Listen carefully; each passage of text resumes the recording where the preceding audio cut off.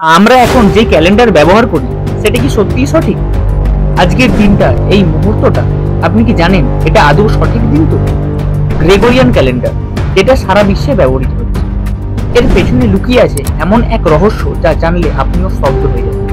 Gregorian calendar তৈরি হয় 1582 সালে পোপ গ্রেগরি 13 উদ্দেশ্যে। এর আগে মানুষ ব্যবহার করত জুলিয়ান ক্যালেন্ডার, যেটা প্রবর্তন করেছিলেন রোমান সম্রাট জুলিয়াস সিজার।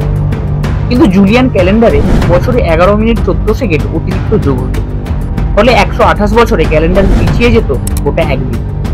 এই ভুলটা ঠিক করতেই আসে গ্রেগরিয়ান ক্যালেন্ডার। কিন্তু এখানেই রহস্যের শুরু। গ্রেগরিয়ান ক্যালেন্ডার ঠিক করার জন্য 1582 সালে এক ঝটকায় 10 দিন মুছে ফেলা হয়। 4 অক্টোবরের পর সরাসরি 15ই অক্টোবর। ভাবুন তো, পৃথিবীর ইতিহাস থেকে 5ই অক্টোবর, 6ই অক্টোবর, 7ই অক্টোবর, এইভাবে প্রায় 14ই অক্টোবর, অর্থাৎ প্রায় 10 দিন অদৃশ্য করে মুছে ফেলা হয়।